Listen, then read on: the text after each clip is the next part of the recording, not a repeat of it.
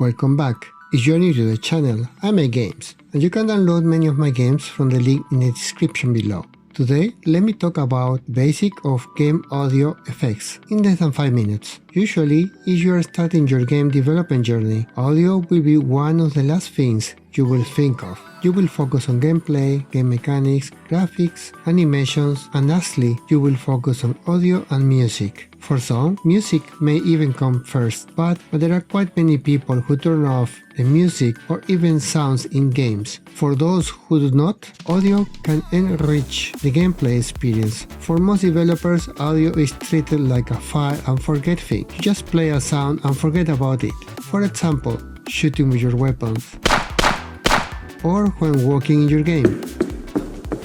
But hearing the same sound over and over will bore the player very quickly. You can record 3 to 5 walking steps and alternate between them in any random order. And to make them a little bit different, you can use pitch variation, so no single step will sound the same, even though you have only very few recorded sounds. The small difference will make it feel that each step is different.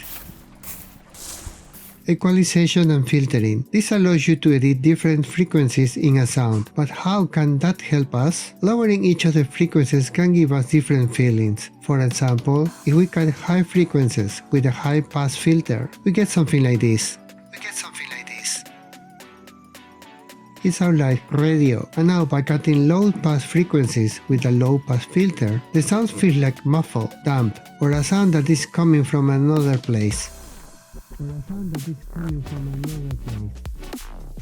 Reverb is created when a sound is reflected on a surface or environment around you. Usually it's heard more when you are in a cave or hallway, when there is more echo.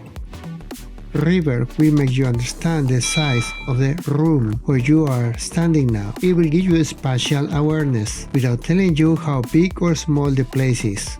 Fade in and fade out, or crossfading. This allows you to control the volume of how the sounds will mix together in your game. You cannot have all the sounds playing at the same volume at the same time. You will not be able to understand what's going on if all play at the same level. So adjusting the volume and transition is key for immersion. Flanger delays that sounds very slightly and alter the delay over time while playing. So what is the use for this effect? For example, if you have a car engine, you want it to sound a little bit different over time. Flanger can alter the sound but still make it feel the same at the same time, altering the sound a little bit over time, just enough so it doesn't sound repetitive, so you do not get bored with the same sound.